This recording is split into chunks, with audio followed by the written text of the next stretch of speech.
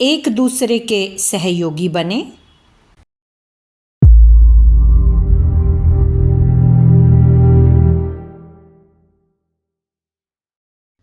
नागरिकों में सामाजिकता के आदर्शों के प्रति निष्ठा किसी भी समाज को श्रेष्ठ और सबल बनाती है, इसमें दो राय नहीं हो सकती।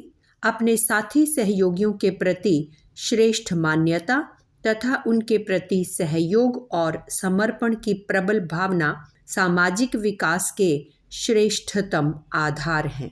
भारतीय मनीषी भारतीय नर नारियों में यह आदर्श भाव बनाए रखने का प्रयास सदैव करते रहे। यहाँ पुरुष नारी को देवी मानकर सर्वोच्च सम्मान देता रहा है, अपनी हर उपलब्धि में उसका पूरा पूरा अधिकार मानता रहा है। नारी भी पुरुष के प्रति पूर्ण समर्पित जीवन जीती रही। कठिन से कठिन परिस्थिति में भी धैर्यपूर्वक अपने कर्तव्य के प्रति बिना किसी प्रतिदान की कामना किए सतत जागरूक रही।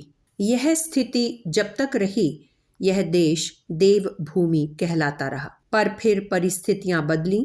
पुरुष वर्ग अहम में भरकर आदर्श को छोड़ बैठा और नारी का आदर्श उसकी आत्महीनता में लुप्त प्रायः हो गया। इसकी प्रतिक्रिया जो हुई वह सबके सामने है। भारत उच्चतम सिद्धांतों और भावनाओं से संपन्न होते हुए भी दीनतम हीनतम स्थिति में जा पड़ा।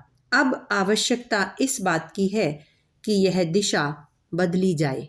उच्च आदर्शों की जन जीवन में पुनर्स्थापना ही हमें उबार सकती है। स्थिति का सर्वेक्षण करने से विदित होता है कि नारी वर्ग इस गई गिरी स्थिति में भी अपने आदर्शों के बहुत निकट है। उसे उन आदर्शों को हीनताग्रस्त मनोभूमि से हटकर गौरवमय संकल्प के साथ अपनाते देरी नहीं लगेगी, किंतु पुरुष वर्ग का अभ्यास उन आदर्शों से बहुत दूर चला गया है। उन्हें उसके लिए विशेष विचार, विशेष प्रयास करना होगा। वह नारी की विशेषताओं का शोषक नहीं, पोषक बनकर रहे, तभी समाज का और उसका अपना हित हो सकता है। अपनी भूलों की परंपरा तोड़कर सही दिशा में कदम बढ़ाने के लिए उसे अविलंब प्रयास करना चाहिए। आदर्श के निर्वाह में पिछड़ेपन का कलंक दूर कर ही देना चाहिए।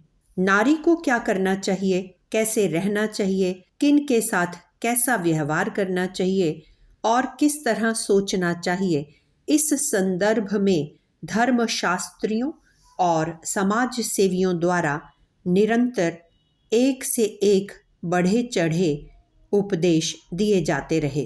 पतिव्रत धर्म की अथक महत्ता बताई गई है। साथी का उच्च स्तरीय सहयोग करने की प्रवृत्ति को जगाया जाना श्रेयस्कर ही है।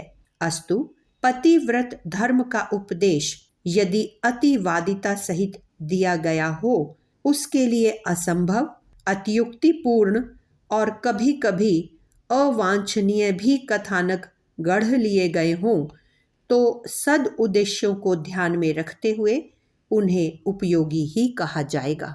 पतिव्रत धर्म का महत्व क्यों कहा गया, इसकी किसी को भी शिकायत नहीं होनी चाहिए। बात विचारणीय इतनी भर है कि क्या उपयुक्त परिस्थितियां उत्पन्न किए बिना, आवश्यक सामर्थ्य उत्पन्न किए बिना इतना गुरुतर भार वहन करना मनुष्य जैसे दुर्बल प्राणी के लिए संभव भी हो सकता है या नहीं। पति और पत्नी को मित्रता के समस्त आदर्शों का पालन करना चाहिए। जिस पक्ष से भूल होती हो उसे तत्काल सुधारना चाहिए।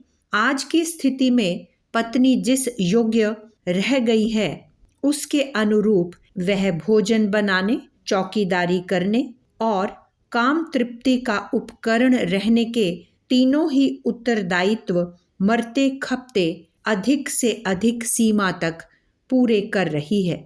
उसकी वफादारी में कमी होने के प्रसंग भी कभी अपवाद रूप में ही देखे सुने जाते हैं।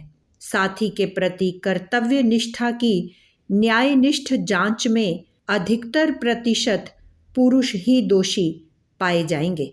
पत्नी व्रत की सबसे पहली और सबसे मार्मिक पुकार यह है कि पत्नी के मानवोचित अधिकार उसे वापस लौटा दिए जाएं, उसे सच्चा मित्र समझा जाए, अपनी ही समान स्थिति तक शारीरिक और मानसिक दृष्टि से ऊंचा उठा लेने का प्रबल प्रयत्न किया जाए। आदर्शों के निर्वाह में नर नारी से पीछे ना रहे।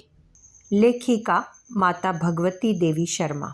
अगर आपको हमारी यह वीडियो पसंद आई हो तो इसको लाइक करें, कमेंट और शेयर ज़रूर करें और हमारे YouTube चैनल ऋषि चिंतन को सब्सक्राइब भी कर लें।